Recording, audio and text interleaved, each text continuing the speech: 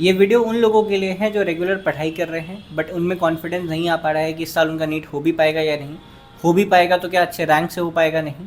ये वीडियो उन लोगों के लिए नहीं है जो फेक होप देखने के लिए यूट्यूब पे आते हैं कि कैसे 6 महीने में एम दिल्ली हो जाए, कैसे 6 महीने में टॉप 100 में रैंक आ जाए। ऐसा कुछ नहीं होता, पॉसिबल भी नहीं है। तुमको वो टाइम वेस्ट करना है तो कहीं और जाके करो, but this channel is for serious people and serious aspirants. So let's start the video. In this video will be talking about कि अगर तुम्हारे टेस्ट में मार्क्स नहीं आ रहे हैं, how to actually improve that, कैसे टेस्ट में मार्क्स लाओ, कैसे आगे अप्रोच करो, कैसे नीट 26 तुम फोड़ के आ सकते हो, हम लोग इस वीडियो में बात कर रहे होंगे। ठीक है, let's start without wasting much time. First and foremost, please pick up and analyse the last 5 test papers that you gave. ये एक चीज़ अगर तुम कर लोगे ना तो तुम्हारे आधी समस्या नीट प्रिपरेशन के रिगार्डिंग खत्म हो जाएगी। जब मैं गूगल मीट वगैरह पे बात करता हूँ अपने सब्सक्राइबर्स से जो नीट की प्रिपरेशन कर रहे हैं, जो सबसे आस्क्ड क्वेश्चन है ना वो ये है कि लक्ष्य मेरे नंबर नहीं आ रहे, मैं क्या करूँ कि मेरे नंबर आएंगे। एंड आई एम लाइक, तुम ये क्वेश्चन किसी रैंडम यूट्यूबर से या टीचर से भी कैसे पूछ सकते हो कि तुम्हारे नंबर क्यों नहीं आ रहे। भाई तुम्हारे नंबर क्यों नहीं आ रहे ये सिर्फ और सिर्फ तुमको पता लग सकता है, वो भी तब जब तुम उन पेपर्स को उठा के देखोगे जिसमें तुम्हारे नंबर नहीं आए। तो मैंने यहाँ पे पिछले 5 टेस्ट पेपर को लेने इसलिए बोला है ताकि तुमको एक एवरेज आइडिया मिले। हो सकता है कोई एक रैंडम पेपर में तुम्हारा कोई चैप्टर, कमजोर चैप्टर के अनेक सब्जेक्ट में नंबर ड्रॉप हो गया हो, पर अगर पिछले तुम 5 पेपर्स को उठा के उसका एवरेज लोगे तो तुमको आइडिया लगेगा कि हाँ तुम्हारा अभी तक का प्रिपरेशन के अकॉर्डिंगली तुम कहाँ पे स्टैंड कर रहे हो। अगर तुम ये करते हो तो तुमको समझ में आ जाएगा। बहुत सारे लोग हैं जिनका 450 नंबर, 500, 550 नंबर आ रहा है, उनका एक सब्जेक्ट बहुत बुरा होता है ना, एक सब्जेक्ट बहुत बुरा होता है। अगर तुम उसको ठीक कर लोगे तो 50-60 नंबर तो वहीं बढ़ जाएंगे। ठीक है, कई बार ऐसा होता है कि तुमको रियलाइज़ नहीं होता कि तुम्हारा बायोलॉजी ही कमज़ोर है। हो सकता है फिजिक्स में 120 नंबर आ रहे हो, केमिस्ट्री में 130 नंबर आ रहे हो, बायोलॉजी में तुम्हारे 280 नंबर आ रहे हैं। तुमको लगता है यार सब तो ठीक है, बायोलॉजी तो बढ़िया, फिजिक्स केमिस्ट्री में कम नंबर है, बट यू नेवर रियलाइज़ कि बायोलॉजी में 330 तक पहुँचना बहुत आसान है और फिजिक्स में 150 पहुँचना बहुत मुश्किल। तो तुम बहुत कम एफर्ट के साथ वो 50-60 नंबर वहाँ बढ़ा सकते हो। बट ये सब चीज़ें तुमको तब पता चलेगी जब तुम एक्चुअली अपने पेपर्स को एनालाइज करोगे, पता करोगे कि तुम्हारा वीक सब्जेक्ट कहाँ है, तुम्हारा नंबर कहाँ जा रहा है और उसको फिक्स करोगे। देखो एक चीज़ जो मेरा मानना है दैट इज़ कि ड्रॉपर्स के पास यूजुअली बहुत समय नहीं होता। तुम्हारा 10 से 11 महीने का प्रिपरेशन है, तीनों सब्जेक्ट पढ़ना है, टेस्ट ज़्यादा देने होते हैं फ्रेशर्स के कंपैरिजन में, और सिलेबस भी तुम्हारा लेट कंप्लीट होता है ना। तो एंड में भी रिवीजन के लिए जो फ्रेशर्स हैं 12th के साथ अपेयर करते हैं उनका दिसंबर में सिलेबस खत्म हो जाता है, तुम्हारा मार्च में जाके सिलेबस खत्म होता है, फेब एंड में जाके सिलेबस खत्म होता है। तो हमारे पास टाइम कम होता है, तो तुम ऐसा नहीं कर सकते कि भाई मैं तीनों सब्जेक्ट एकदम 3-3 घंटे रोज़ पढ़ रहा हूँ। तुमको फिगर आउट करना पड़ेगा कि तुम्हारा कौन सा सब्जेक्ट वीक है जिसको तुमको थोड़ा सा ज़्यादा समय देना है। ऑब्वियसली तुमको तीनों सब्जेक्ट लेके चलना है। Eight this point of time तुम नीट 2 सब्जेक्ट के साथ क्लियर नहीं कर सकते, तुम्हारे तीनों सब्जेक्ट अच्छे होने चाहिए, एक सब्जेक्ट बहुत अच्छा होना चाहिए। Having said that you can not afford कि तुम्हारा एक सब्जेक्ट बुरा हो। तो please analyse your test papers, figure out करो कि कहाँ गलती हो रही है। एक कॉपी लो, अपने पिछले 5 पेपर्स उठाओ, 2 दिन लगाओ, 3 दिन लगाओ, but come out with a proper strategy कि ओके आई अंडरस्टैंड कि मेरी ऑर्गेनिक कमज़ोर है, और मेरी ऑर्गेनिक कमज़ोर इसलिए है कि मुझसे रिएक्शंस याद नहीं हो रहे, तो लेट्स स्पेंड अ वीक मैं सिर्फ और सिर्फ रिएक्शंस रटूंगा एंड देन सी कि तुम्हारे मार्क्स बढ़ते नहीं बढ़ते। I give you a challenge, जो चीज़ें मैं इस वीडियो में बोल रहा हूँ एक बार पेपर पे लिखो, अपने पेपर्स को एनालाइज करो, अपने लिए एक स्ट्रैटेजी प्रिपेयर करो और 1 महीने अप्लाई करो, और फिर इस वीडियो पे वापस आके मुझे बताना कि भाई काम किया या नहीं किया। ठीक है, you can come back to this video, I am damn sure कि वो काम करेगा। तुम में से बहुत सारे लोग आगे बोल रहे होगे कि लक्ष्य मेरा नंबर तो बढ़ा। ठीक है, तो the strategy that you need for last 6 months is what you will make. कोई यूट्यूबर बना के नहीं देगा। YouTubers are here to encash. तुमको एक चीज़ रियलाइज़ करना पड़ेगा कि यूट्यूबर्स जो ये 6 महीने, 5 महीने, 4 महीने की स्ट्रैटेजी बनाते हैं वो इतने बकवास लोग हैं कि वो सिर्फ और सिर्फ तुम्हारा समय ख़राब कर रहे हैं, और जो चीज़ें तुम कर सकते तो वो तुम्हें वो भी नहीं करने दे रहे। मैं नीट फेज से भी गुजरा हूँ, अब मैं यूट्यूब पे वीडियोस भी बनाता हूँ। मैं जानता हूँ कि अगर मैं एक वीडियो बनाऊँ कि how to crack NEET in 6 months तो उस पर 10 गुना ज़्यादा व्यूज़ आएगा मेरे दूसरे नॉर्मल वीडियो से, मैं फिर भी नहीं बनाता। उसका रीज़न ये है कि I want you guys to make a strategy for yourself. You need a strategy to crack NEET, है ना। तुमको पता होना चाहिए तुम्हें 6 महीने कैसे जाने वाले, तुम कब रिवीजन करने वाले हो, कौन से सब्जेक्ट को कितने घंटे देने वाले हो, कैसे टेस्ट अप्रोच करने वाले हो। बट ये सारी चीज़ें हर एक आदमी के लिए अलग अलग होती हैं, ये कोई यूट्यूबर तुमको बना के नहीं देता।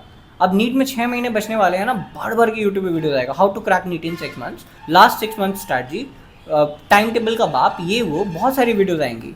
कोई तुम्हारे काम की नहीं है। तुम्हारे काम का वो पिछला 5 टेस्ट पेपर है जो तुमने दिया है, वो तुमको उठा के देखना है।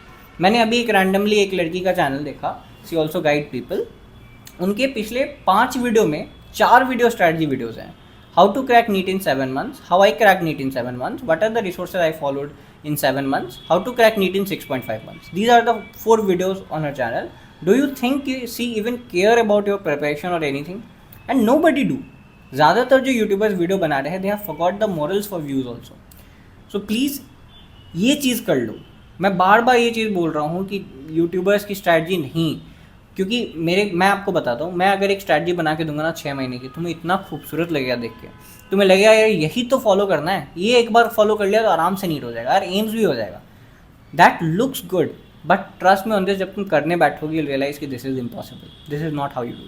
ठीक है, तो analyse your paper, find out what are the weak subject, तुम्हारे टेस्ट में नंबर क्यों गिर रहे हैं, कौन से चैप्टर्स वीक हैं, कौन सा टॉपिक वीक है, फिगर आउट करो, उन चैप्टर्स को फिक्स करो, अगला टेस्ट दो, फिर अगला टेस्ट दोगे, फिर तुमको दिखेगा कि अरे यार अभी बायो पे मेहनत किया, केमिस्ट्री रह गई, चलो केमिस्ट्री पढ़ लेता हूँ। One important thing I want to tell you guys कि मेरी जो मार्क्स थी साल भर 620 के अराउंड आ रही थी, और नीट से 20-25 दिन पहले भी यही मार्क्स आ रही थी, मतलब 25 दिन 30 दिन पहले तक यही मार्क्स आ रही थी, 620-630 फुल सिलेबस में। एंड सडनली नीट से 3-4 दिन पहले मेरे मार्क्स आने लगे 690, 698, मेरे हाईएस्ट था 698 marks, and ended up scoring 675 in NEET. ठीक है, उस टाइम पे नीट में थोड़े मार्क्स ज़्यादा आते थे लोगों के, तो परसेंटाइल बेसिस पे बोलूँ तो 99.5 परसेंटाइल या 10,000 rank, which is a decent rank. तो ऐसा क्या हुआ, मतलब 620 वाले बंदे का 690 कैसे आने लगा? अच्छे वही टेस्ट, आकाश के टेस्ट, एलिन के टेस्ट जो मैं पहले दे रहा था वही अभी भी दे रहा था, उनमें नंबर बढ़ गए। कैसे बढ़ गए? मैं सिर्फ उस टाइम तक ना मेरा सिलेबस कंप्लीट हो गया था, रिवीजन हो गया था, तो मैं सिर्फ एक चीज़ें करता था कि हर टेस्ट में मेरा जो चैप्टर, जो यूनिट मुझे वीक लगता था उसको पढ़ता था और फिर अगला टेस्ट देता था। जब मुझे रियलाइज़ हुआ अरे मेरी प्लांट फिजियोलॉजी वीक है, उसको अच्छे से पढ़ के फिर टेस्ट दिया तो फिर प्लांट फिजियोलॉजी स्ट्रांग हो गई। ऐसे ही करके एक एक करके हर टेस्ट के साथ मेरे प्रॉब्लम्स फिक्स होते गए और हर टेस्ट के साथ मैं इंप्रूव करता गया। एक पॉइंट ऑफ टाइम के बाद आपका जो ग्रोथ होगा एक्सपोनेंशियल होगा। ठीक है, तो अभी तुम 5 पेपर एनालाइज करोगे, तुम अपने वीक सब्जेक्ट, वीक टॉपिक्स निकालोगे, अपने लिए एक टाइम टेबल बनाओगे कि अरे यार मेरी बायोलॉजी कमज़ोर है, तो मैं अपने दिन का पहला 3 घंटा बायोलॉजी को देता हूँ, बायोलॉजी फिक्स करता है। फिजिक्स केमिस्ट्री को ऐसे करेंगे, you make a strategy, you try to apply it. अगले टेस्ट में इंप्रूवमेंट नहीं होगा, उसके अगले में भी नहीं होगा, और उसके अगले में तुमको थोड़ा इंप्रूवमेंट देखने को मिलेगा, है ना, उसके अगले में तुमको एक्सपोनेंशियल ग्रोथ देखने को मिलेगा। This is how it works.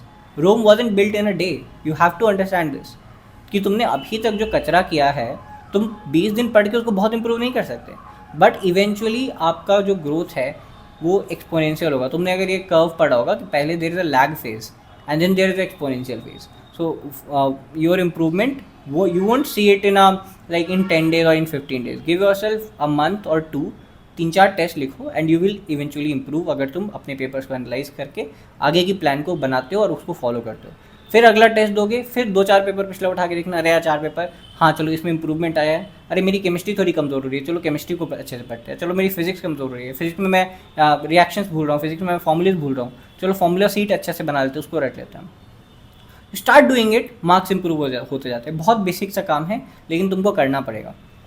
अभी तो बहुत सारे ऐसे लोग होंगे जिन्होंने 5 टेस्ट नहीं दिए होंगे।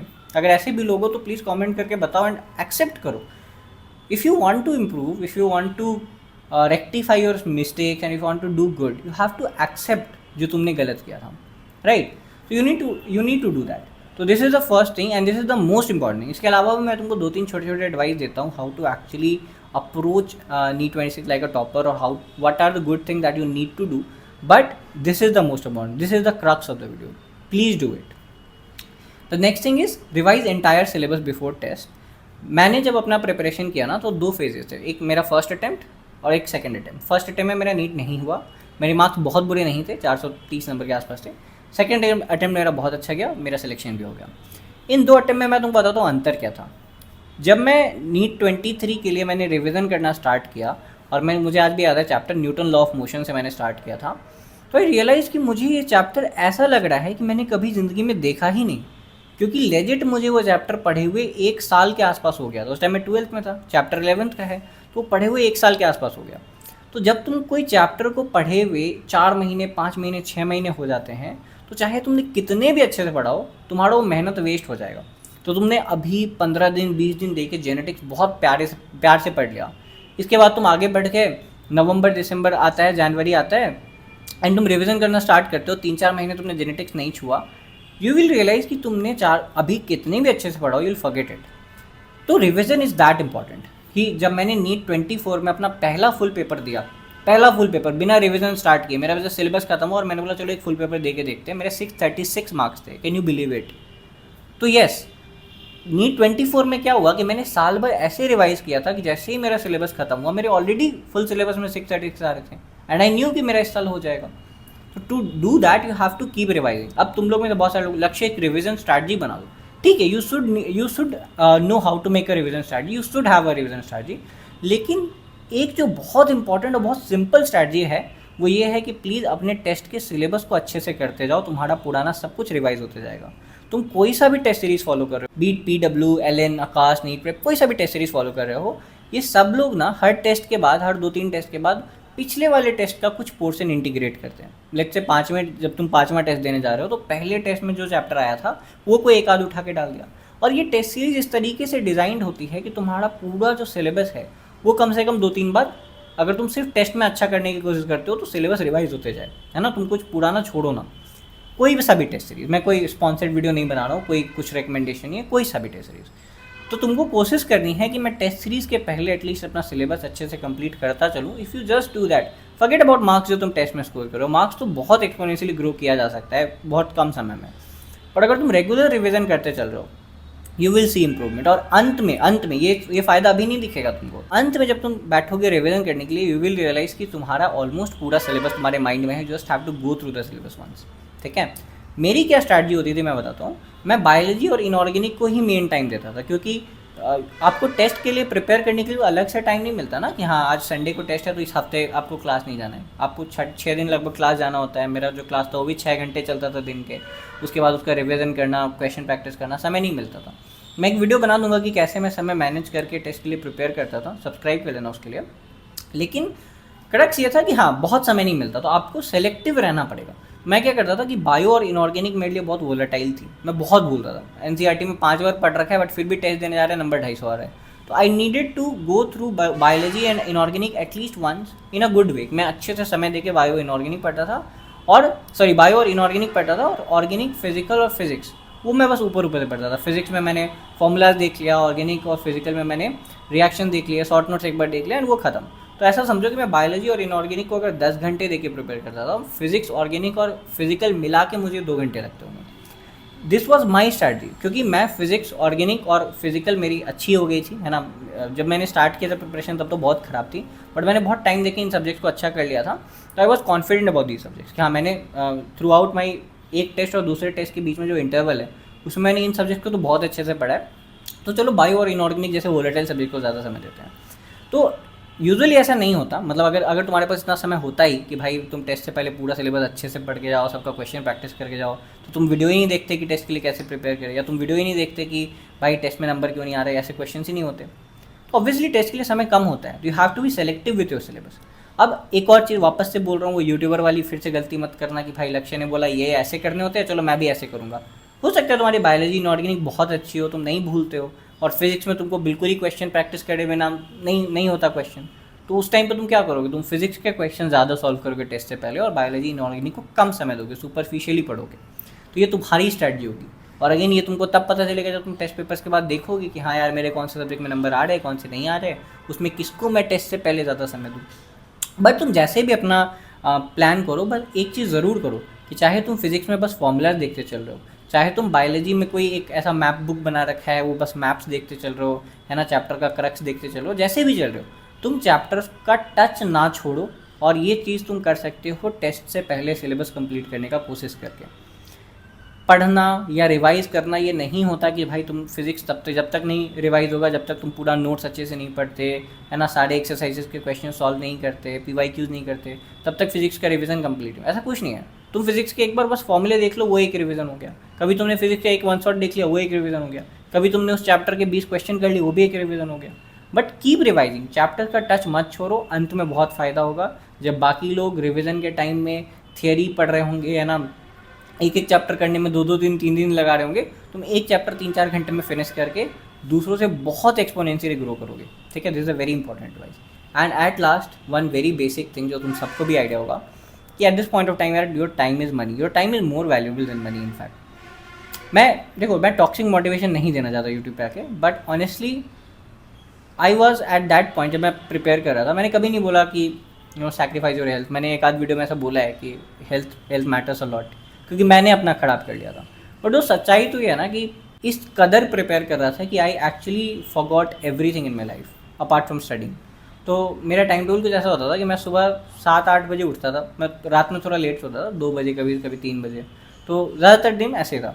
तो मैं सुबह को जो ब्रेकफास्ट आता था कोटा में, that was 6 o'clock in the morning, 7 o'clock in the morning.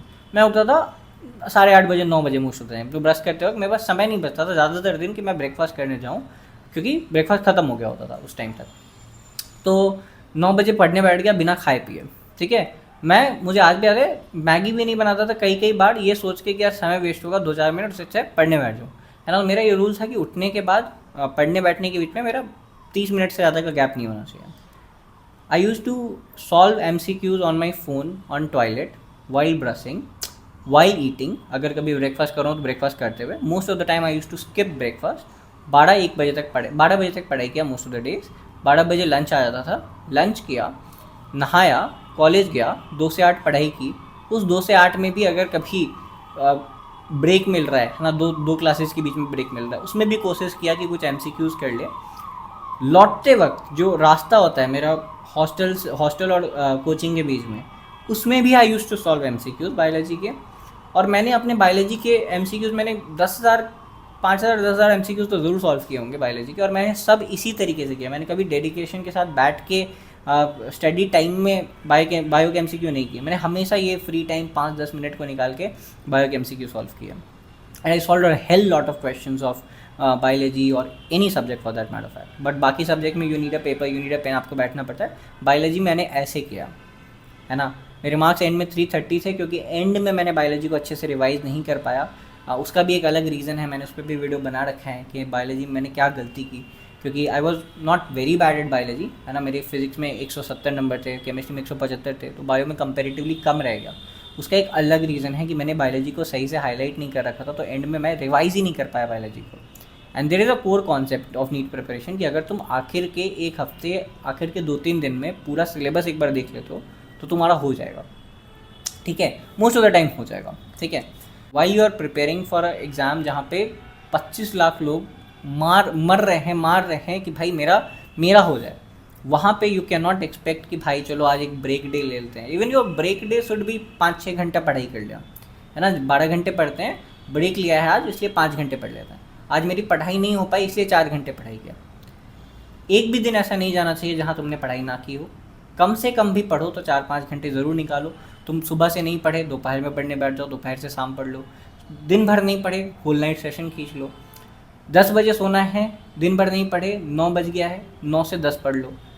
9:45 हो गया है, 10 बजे सोते हो, कुछ नहीं पढ़ा, 15 मिनट पढ़ लो। पर प्लीज़ बिना पढ़े मत सो।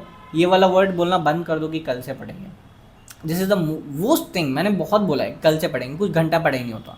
मैं बहुत दिन ऐसा सोच के सोया हूँ कि भाई आज से तो फाड़ देना है, आज तक जितना डिस्ट्रैक्शन था कल से नहीं होगा। ऐसा कभी नहीं होगा, है ना। जो तुम आज हो वही तुम हमेशा रहोगे, है ना। ऐसे डेज आएंगे जो डाउन रहेंगे। तो अगर तुमको 9 बजे रियलाइज़ हो जाए कि आज मैंने पूरा दिन वेस्ट कर लिया, तो प्लीज़ 1 घंटे पढ़ लो। ये सोच के मत सो कि कल और अर्ली उठ के पढ़ाई करेंगे, ये बहुत बड़ा गलती है। सिर्फ अगर तुम इतना करते जाओगे ना, तुम्हारा रैंक वैसे ही बहुत अच्छा हो जाएगा। ऐसे बहुत सारे घंटे होंगे जो तुम नहीं पढ़ते पहले और अब पढ़ लोगे अगर तुम ये वाले माइंडसेट से रहोगे, ठीक है। आफ्टर क्रैकिंग नीट मेरे सर में 24/7 दर्द रहता था। बाद में मुझे पता चला कि मुझे माइग्रेन है। माइग्रेन ऐसा कोई बहुत सीरियस चीज़ नहीं है, but it's a lifestyle disorder. अगर आज भी मुझे स्ट्रेस होता है या अगर मैं कहीं ट्रैवल करता हूँ तो मेरे सर में दर्द हो जाता है। Now much better, but after NEET वो इतना एक्सट्रीम हो गया था कि मुझे न्यूरोलॉजिस्ट को दिखाना पड़ा यहीं पटना में। And the first thing he told me was कि उन्होंने मुझसे रूटीन पूछा, सब कुछ पूछा, and then he told me, Lakshya तुमने पढ़ाई के कारण अपना हेल्थ ख़राब कर लिया, ठीक है। I was that dedicate. I am not extremely proud of it. I won't say कि तुमको अपना हेल्थ ख़राब करने का ज़रूरत है। बहुत सारे लोग हैं जो जिम जाते हैं, अपना हेल्थ ध्यान रखते हैं और फिर भी बहुत अच्छा रैंक लाते हैं, मेरे से भी बेटर रैंक लाते हैं, and it is possible. But for someone like me, मुझे नहीं लगा कि कुछ और प्रायोरिटी है apart from studying. I ruined my health, breakfast skip किया, डाइजेस्टिव प्रॉब्लम, बहुत सारा डाइजेस्टिव प्रॉब्लम मुझे नीट के समय होता था। नीट के समय मैं घर आ गया था तो काफ़ी कुछ ठीक हो गया था, और उस टाइम जब मैं कोटा में था तब बहुत कुछ प्रॉब्लम, बर्न आउट फील किया है, बहुत कुछ फेस किया, बट कभी पढ़ना नहीं छोड़ा, ठीक है। कभी एक भी सेकेंड ऐसे फालतू में वेस्ट नहीं किया। तो दिस इज़ इट। ऐसा कोई रेवोल्यूशनरी वीडियो यूट्यूब पे तुम नहीं देखोगे जिसके बाद तुम्हारी ज़िंदगी बदल जाएगी, या जिसके बाद तुम बहुत अच्छा रैंक के लिए एम करना स्टार्ट कर दोगे, बहुत अच्छा रैंक सडनली आ जाएगा। ऐसी जितनी भी वीडियो है इनमें से कोई तुमको एक हिट कर जाए। मुझे आज भी याद है मेरा जो टर्निंग पॉइंट था, ऑल्दो मेरा नीट 23 में सिलेक्शन नहीं हुआ, बट 11th क्लास में आई यूज़ टू, मतलब मैं नया नया मेरे को फ़ोन मिला था, तो मैं 14 घंटे 15 घंटे फ़ोन पे रहता था। I was so addicted. मैं ज़िंदगी में उससे ज़्यादा मैं एडिक्टेड किसी चीज़ के लिए नहीं रहा जितना मैं 11th में फ़ोन के लिए था। दिन भर इंस्टाग्राम चला रहा है, आई स्टिल रिमेंबर, बहुत रात भर इंस्टाग्राम चला रहे, बहुत टाइम वेस्ट किया। 6 मंथ्स मेरे ऐसे करीब रहे थे। बट एक रात मुझे रियलाइज़ हो गया कि यार मैं क्या कर रहा हूँ। पता नहीं क्यों बहुत गिल्ट हुआ, बहुत कुछ हुआ। एंड उस रात से मैंने उतना फिर कभी पढ़ाई नहीं किया जितना मैंने उस 11th में 3-4 महीने पढ़ा था। मेरा नीट 23 में नहीं हुआ, ठीक है, मेरा नीट 24 में हो गया, बट फिर भी मैंने पूरे नीट प्रिपरेशन के फेज़ में उतना कभी नहीं पढ़ा जितना मैंने उस एक रात के बाद अगले 3-4 महीने पढ़ाई की होगी। ठीक है, तो ऐसा कोई भी मोमेंट आ सकता है जहाँ पे आपको हिट करे, जहाँ पे आपको पैनिक अटैक हो कि यार मैं क्या कर रहा हूँ, मेरी लाइफ में क्या होगा, मेरा नीट में नहीं हुआ तो क्या होगा, है ना।